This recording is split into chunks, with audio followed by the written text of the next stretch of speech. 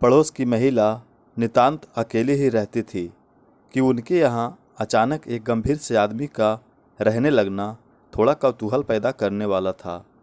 पर धीरे धीरे वो महिला और वो आदमी मुझे सब कुछ बताने लगे तो मेरे भी जीवन के पन्ने रंगों से भर गए। मैं एक पॉश कॉलोनी में रहती हूँ। मेरे साथ मेरे वृद्ध पिता रहते हैं। मैं इस कॉलोनी में पिछले 15 वर्षों से रह रही हूँ। पड़ोस के मकान जिसकी बाउंड्री एक ही है, में रहने वाले उसे बेचकर अपने बच्चों के पास चले गए। यहाँ मकान बहुत महंगे हैं। उस मकान को 60 साल की एक महिला ने खरीदा और उसे नया बनाने में बहुत पैसा खर्च किया। उसे मॉडर्न बनवा लिया, सारी सुविधाएं मुहैया करवाई। फिर वे उस घर में रहने आई। वे बहुत ही प्यारी व सुंदर महिला थी। वह किसी से बात नहीं करती थी, सिर्फ मुस्कुरा देती थी। कहीं जाना हो तो अपनी बड़ी सी कार में बैठकर चली जाती। हमारी और उनकी काम वाली बाई एक ही थी जो थोड़ी बहुत मेरी उत्सुकता को कम करने की कोशिश करती। पूरे मोहल्ले वाले को उसके बारे में जानने की उत्सुकता तो थी, पर जाने कैसे वे कोई त्यौहार नहीं मनाती थी, नाश्ता वगैरह भी नहीं बनाती थी। बाई, जिसे मैं समाचार वाहक ही कहूँगी, वो मुझसे कहती, कैसी औरत है, ना वार माने ना त्यौहार। पूछो तो कहती है कि इन बातों में क्या रखा है, शुद्ध ताज़ा बनाओ और खाओ। वे अक्सर दलियाँ ही बनाती।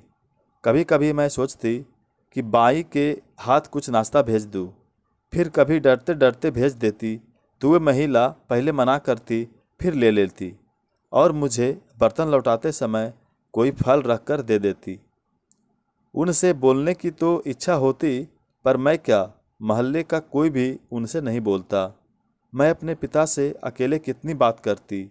मैं सर्विस करती थी, सुबह जाकर शाम आती थी, इसलिए मुझे ताक झाक करने की आदत नहीं है। यदि उनके बाहर जाते समय मैं बाहर खड़ी होती तो वे मुस्कुरा देती।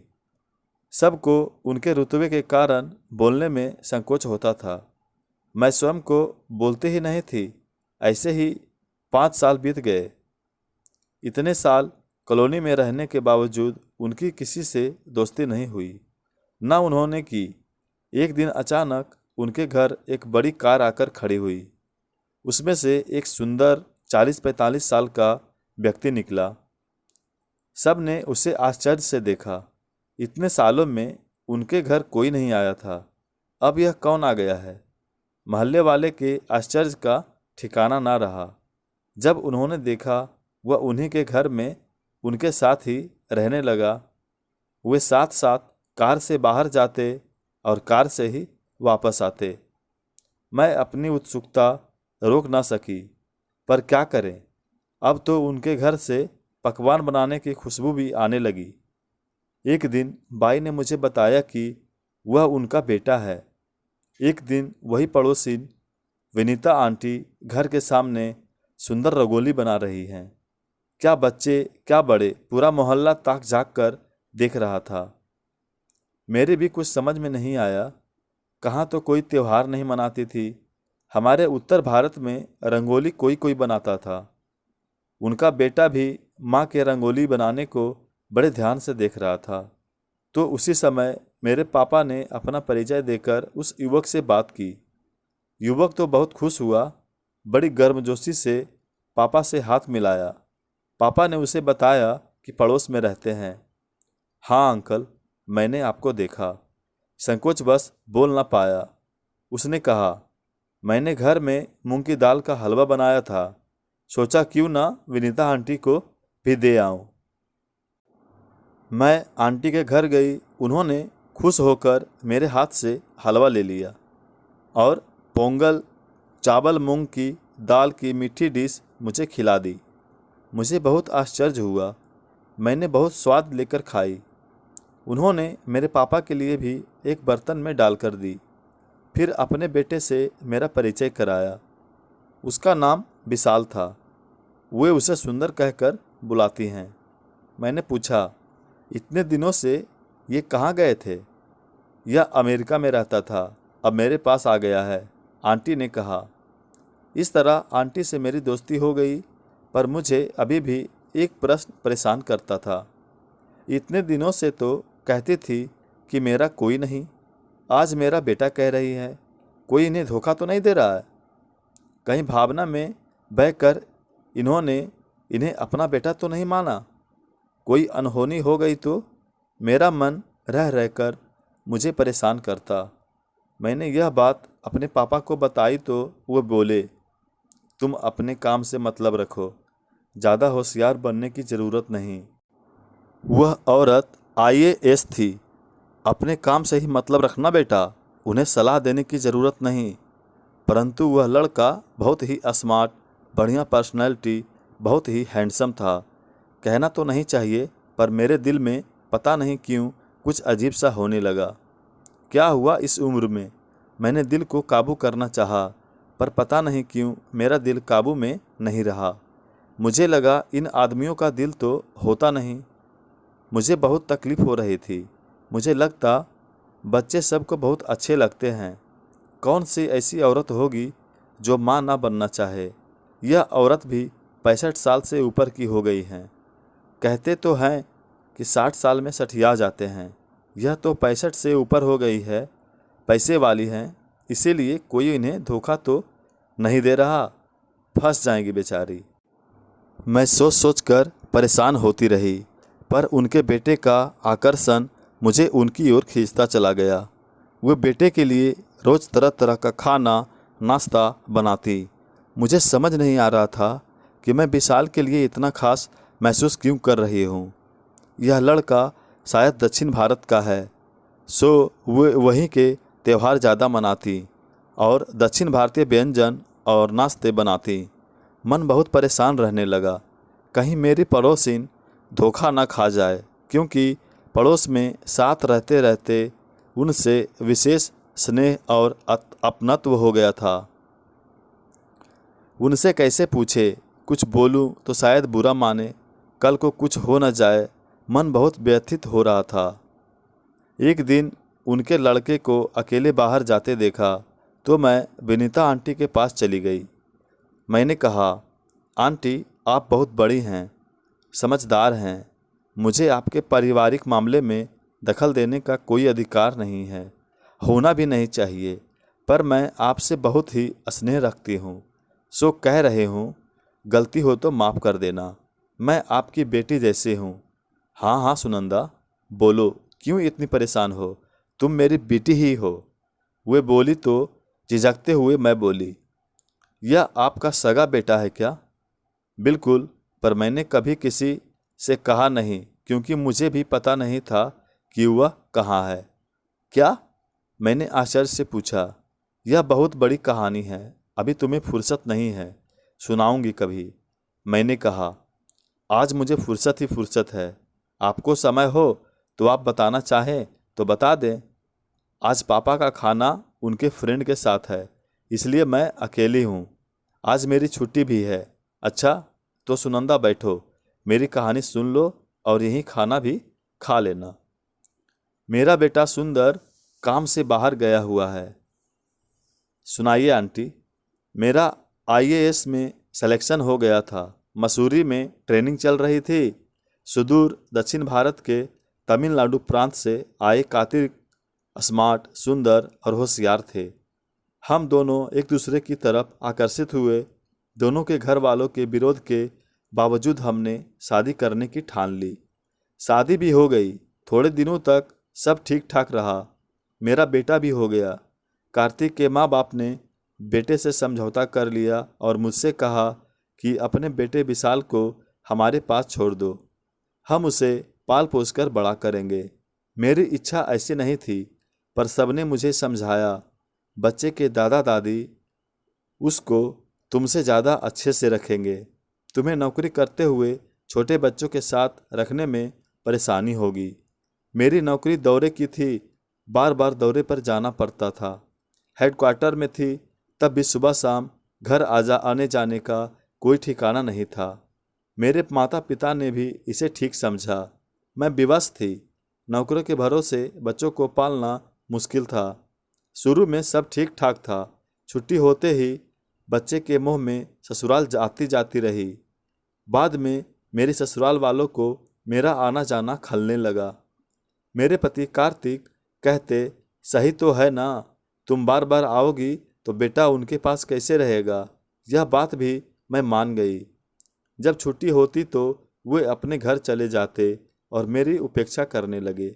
मैं काम के बोझ में व्यस्त होती गई। जब बेटे से मिलने जाती तो वे लड़ाई झगड़ा करते।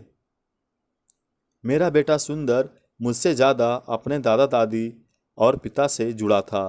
मेरा जीना ही मुश्किल हो गया। यह कहते हुए बोली, चलो चाय पीते हैं। मैंने कहा, आंटी मुझे तो आपके हाथ की फ़िल्टर कॉफ़ी पीनी है, उसकी खुशबू हमारे घर तक आती है। अरे ज़रूर ज़रूर, लो, मेरा बेटा भी आ गया। वह भी इस समय कॉफ़ी पीता है, हम साथ साथ पियेंगे। मुझे संकोच हुआ। वे बोली, तुम आराम से बैठो, मेरा बेटा सुंदर मेरे जैसा नहीं है, बहुत सोशल है। हाँ, हम पहले ही मिल चुके थे। उनके बेटे ने भी मुझसे बैठने का आग्रह किया। सुंदर मुझसे पापा के बारे में पूछने लगे। बातों ही बातों में मैंने बताया कि पापा का मन नहीं लगता।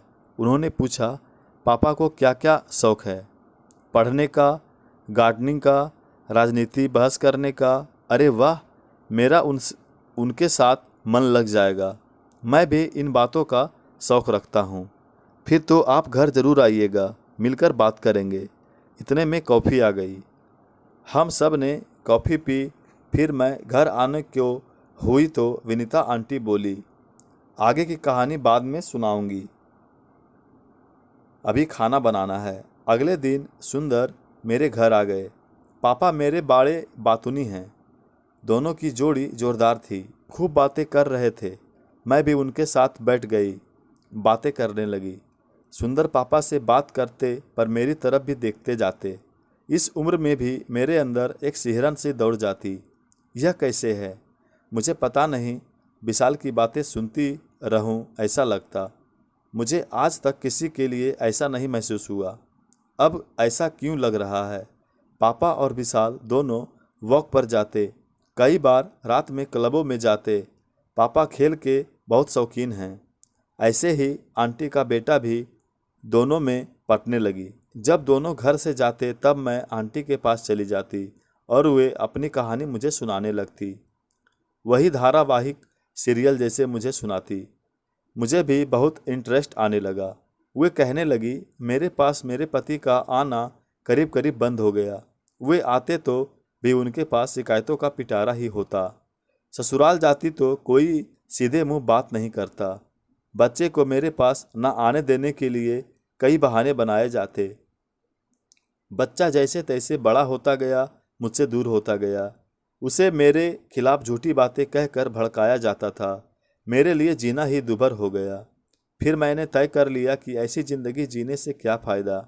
मैंने तलाक देने के लिए कहा। वे यही तो चाहते थे, पर बच्चे को देने से मना कर दिया। कार्तिक ने तब तक अपना ट्रांसफ़र भी मेरे ससुराल में ही करवा लिया था। बच्चा मेरे पापा के पास ही रहेगा, मैं भी यहाँ हूँ। यह अकेली उसे कैसे रखेगी? कोर्ट में कार्तिक ने कह दिया। सुंदर ने भी अदालत में पिता के पास रहने की जिद की और जज ने उसे पिता के पास सौंपने का फैसला सुनाया। उनकी कहानी सुनकर मेरा जी भर आया। वे आगे कहने लगी, मैं हफ्ते में 1 दिन या महीने में 4 दिन बच्चे से मिल सकती थी। अब सुंदर बड़ा हो गया था, वह मुझसे बात नहीं करना चाहता था। मुझे देखकर अंदर भाग जाता, कुत्ते से खेलने लगता, रोने लगता और कहता, तुम गंदी हो, मत आओ, आप मेरी मम्मी नहीं हो। यह बात मैं सहन न कर पाती थी।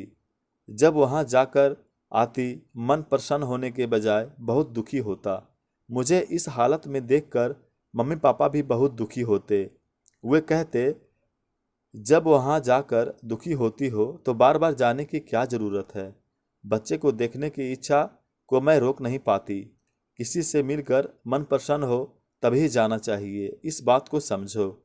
मैं अपने आप को समझाने की बहुत कोशिश करती, पर मन है कि मानता ही नहीं। मेरे खिलाफ उन लोगों ने सुंदर के दिमाग में जहर भर दिया था। उस जहर को निकालना मेरे वश से बाहर था। इस बीच मेरा ट्रांसफ़र बहुत दूर हो गया। फिर भी कोशिश करके आती तो वही पुराने बातें दोहराई जाती। अंत में तंग आकर जाना छोड़ दिया। दुख को अकेले भी झेला जा सकता है, लेकिन खुशी को बांटो नहीं तो कम पड़ जाती है। इस बीच सुंदर आ गया। बातों में हमने ध्यान नहीं दिया। वह हमारे लिए कॉफ़ी बनाकर ले आया और वह भी हमारे बीच बैठ गया। मैं संकोचवश उठने लगी। अरे बैठो सुनंदा, मेरे बेटे को कोई फर्क नहीं पड़ता, वह पहले जैसा तो है नहीं, मैं बोली। बच्चों के बिना रहना तो बहुत मुश्किल है। हाँ रे, तू सही कह रही है, पर कुदरत ने मुझे बच्चा देकर भी मुझसे छीन लिया था। किसी के बच्चे होते ही नहीं हैं, मेरे होने के बावजूद नहीं जैसे हो गया। मैंने काम में मन लगाया और तरक्की पाती चली गई। एक बार सुंदर की बहुत याद आने पर मैं 1 हफ्ते की छुट्टी लेकर गई तो पता चला वे बच्चे को लेकर विदेश चले गए। मैंने सोचा वे वापस आ जाएंगे, पर वे फिर नहीं आए। मुझे पता ही नहीं चला कि वे कहाँ गए। बहुत कोशिश की पर कोई सुराग नहीं मिला। मेरे मम्मी पापा मेरे पास आ गए और मैं अपनी नौकरी के साथ साथ उनका भी ध्यान रखने लगी। समय बीतता गया और एक दिन अचानक पापा को दिल का दौरा पड़ने से निधन हो गया। मम्मी उनके पीछे उनकी याद में 2 साल भी नहीं रही। मैं सेवानिवृत्ति के बाद यह मकान खरीद व बनाकर तुम्हारे पड़ोस में आ गई। मैंने किसी से रिश्ता नहीं रखा। मन बहुत ही विरक्त था। मम्मी पापा 2 साल में आगे पीछे जा चुके थे। मैं अकेली हो चुकी थी और यहाँ आकर रहने लगी। अचानक एक दिन मेरी एक पुरानी सहेली का फ़ोन आया और कहा, मेरा बेटा मुझे ढूंढ रहा है। और उसके थोड़ी देर बाद ही मुझे मेरे सुंदर का फ़ोन आया। मैं आपको बेटा विशाल बोल रहा हूँ, मैं आपके पास आना चाहता हूँ। तब मेरे आश्चर्य की सीमा ना रही। जैसा तुम कह रही थी ना, वैसे ही मुझे भी लगा कि कहीं कोई धोखा तो नहीं दे रहा है। मैंने उसे घर न बुलाकर एक होटल में बुलवाया। वहाँ बात की, तब सारी परतें एक एक कर खुल गई। आंटी, अब मैं घर जाऊंगी। हालांकि जाने की इच्छा बिल्कुल नहीं है, कल धारावाहिक जारी रहेगा, कहकर मैं चल दी। घर आकर मैंने सारा काम किया, वह तो करना ही था, परंतु मेरा मन आंटी की कहानी में ही लगा रहा। यह तो बॉलीवुड की कहानी से भी ज़्यादा मज़ेदार थी। आंटी के साथ क्या हुआ यह जानने के लिए उत्सुक थी और सुंदर के बारे में जानने के लिए भी, या दोनों के लिए, यह तो आप डिसाइड करो। फिल्म, कहानी और उपन्यास, यह सब भी मानव जीवन के ही तो प्रतिबिंब हैं। मैं दूसरे दिन जल्दी जल्दी काम निपटाकर आंटी के घर पहुंच गई। अब सुंदर घर पर है, इसकी उत्सुकता ज़्यादा थी। मुझे लगा यह आग एक तरफ की नहीं है, वह भी मुझसे बात करने का मौका तलाशता है। अपनी आग को जब्त करने की मैं कोशिश करती कि इस उम्र में यह ठीक नहीं है, लेकिन मन है कि मानता ही नहीं। आओ सुनंदा आओ, मैंने अपने बेटे सुंदर से कहा कि मैं अपनी कहानी सुनंदा को सुना रही हूँ। सुंदर ने कहा, मम्मी ज़रूर सुनाओ, लोगों को हमारी कहानी सुनकर कोई शिक्षा मिले तो बहुत अच्छी बात है। मुझे कोई एतराज़ नहीं, अभी अंत बाकी है। आंटी बोली, मम्मी आप आराम से कहानी पूरी कर लो, मैं और अंकल वॉलीबॉल मैच देखने जा रहे हैं, हम खाना खाकर आएंगे। अरे वाह आंटी, आज हम सेलिब्रेट करेंगे। मैं तो चहक उठी, पर ऊपरी तौर से सुंदर के जाने की मुझे खुशी नहीं हो रही थी। सुनंदा, आज हमें भी खाना बनाने की ज़रूरत नहीं, मेरे बेटे ने हम दोनों के लिए बाहर से ही खाना ऑर्डर कर दिया है। प्यार और खुशी से मैंने आंटी को गले लगा लिया। बढ़िया फिल्टर कॉफ़ी पीकर हम दोनों आराम से झूले में बैठ गए। आंटी ने पूछा, हम कहाँ पर थे? आंटी, आपने धारावाहिक जैसे ही बड़े रोचक मोड़ पर छोड़ दिया था कि होटल में आप सुंदर से मिली। बिल्कुल सुनंदा, अब मेरी नहीं बेटे की कहानी शुरू होती है। बेटा वहीं पढ़कर एक अच्छे पद पर काम करने लगा। अच्छी सैलरी थी। सुंदर देखने में भी बहुत सुंदर था। परिवार की कोई रोक टोक नहीं थी। इन बातों से आकर्षित होकर भारत से आए और वहीं बसे एक परिवार की लड़की नीला ने इससे बात की।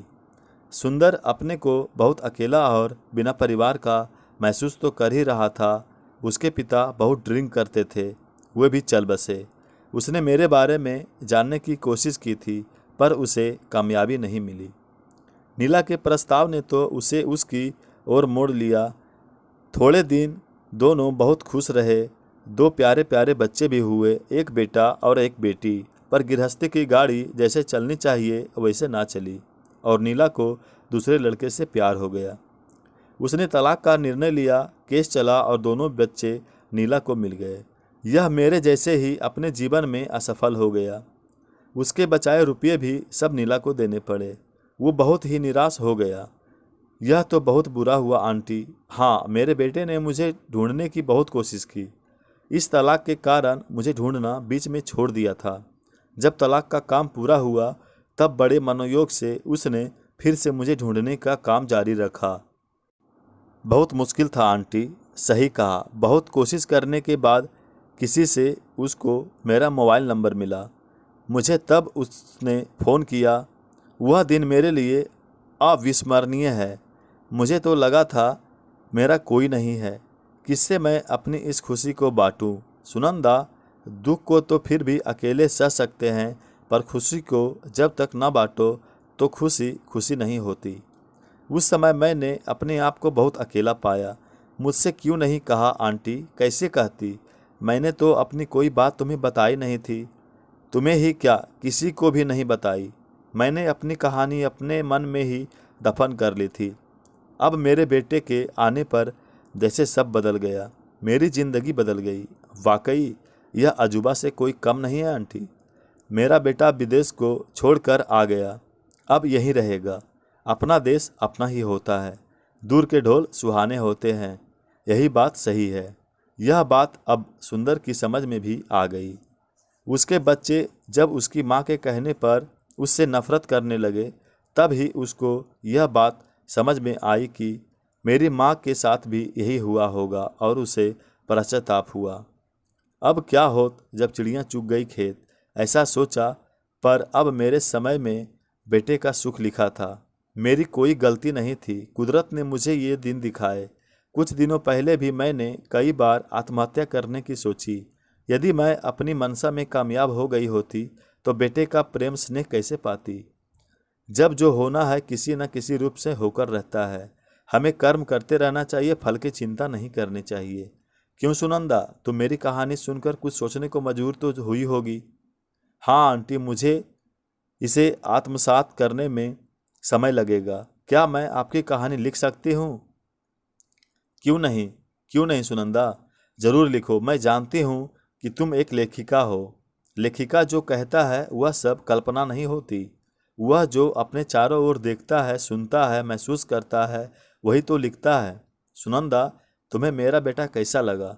मेरा चेहरा शर्म से लाल हो गया। अरे सुनंदा, तुम तो छोटी लड़की जैसी शर्मा गई। मम्मी, अंकल आए हैं, उन्हें आपसे कुछ कहना है। कहिए। मैं जो कहने आया था, घर के दरवाजे पर ही वह बात आपके घर में से ही सुन ली। अब मुझे क्या कहना? मियाँ बीबी राजी तो क्या करेगा काजी। आंटी बोलकर हंस दी।